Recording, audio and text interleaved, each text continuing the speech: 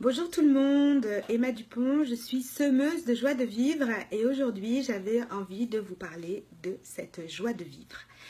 Beaucoup de personnes me questionnent ou m'envoient des messages en privé ou me demandent comment je fais pour cultiver cette joie de vivre, pour déjà la laisser couler à l'intérieur de moi et certaines personnes disent oui, ce sont des tempéraments ou essaient de mettre une fatalité à la joie de vivre et je voulais vous dire que je ne suis absolument pas d'accord.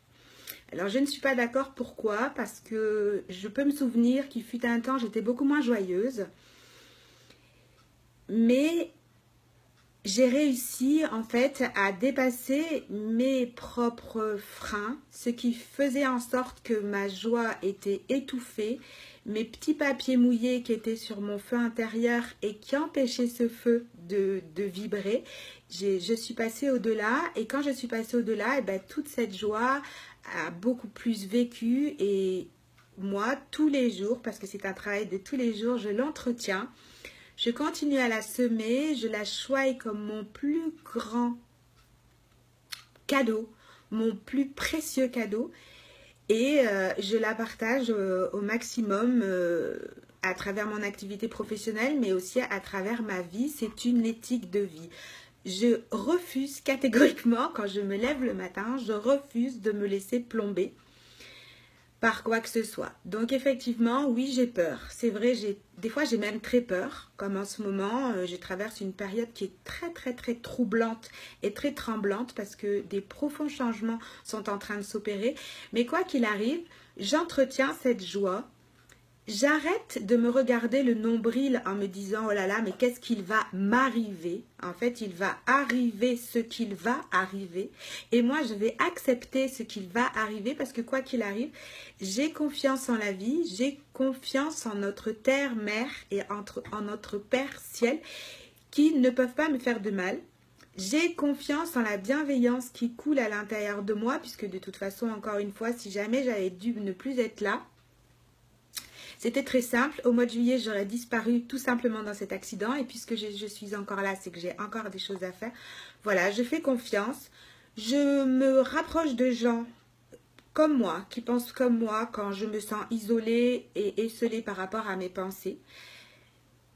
J'essaie de couper en sorte la parole aux personnes qui veulent me projeter leur pessimisme. J'accepte complètement que quelqu'un soit pessimiste et angoissé. Par contre, je ne veux pas le prendre.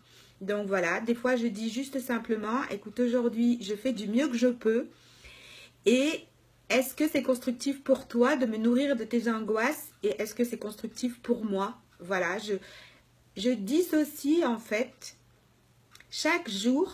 J'essaie de dissocier plus la part de moi-même et la part d'extérieur et de vraiment rester dans la création de ce que j'ai envie de faire, dans la création de la personne dont j'ai envie d'être, dans la création du monde que j'ai envie de vivre et pas de demander aux autres de changer pour moi. Et tout ça, ce sont des petites choses qui entretiennent ma joie. Ce qui entretient ma joie, c'est de faire ce que j'ai envie et d'oser être. Donc voilà, ce qui entretient ma joie, et vous pouvez le voir à chaque fois que je fais une vidéo, c'est de vous parler. J'aime beaucoup vous parler, même si jamais je ne vous vois pas, je vous ressens. Ce qui entretient ma joie, c'est d'avoir beaucoup d'amour à l'intérieur de moi et d'avoir envie de vous le partager et d'avoir envie de le partager avec les gens qui sont autour de moi.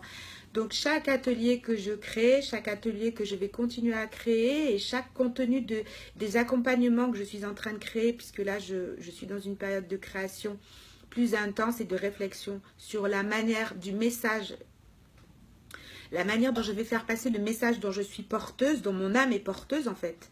Donc voilà, et ben chaque chose où je me permets d'être vraiment moi entretient mon capital joie au-delà de tous les problèmes que je peux avoir ou au-delà d'un extérieur qui peut paraître assez tempétueux.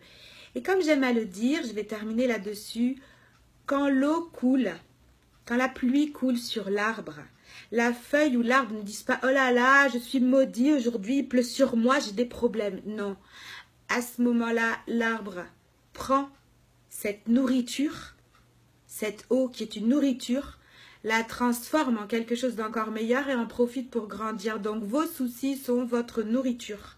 Ce que vous appelez soucis sont votre nourriture pour pouvoir grandir. Et moi, ce que je propose dans mes accompagnements, c'est de pouvoir dépatouiller tout ça et qu'on mette tout ça en lumière. Voilà, je vous souhaite une super journée. Gardez la joie, quoi qu'il arrive aujourd'hui, et montrez à tout le monde que votre plus beau manteau, c'est votre sourire. Je vous aime.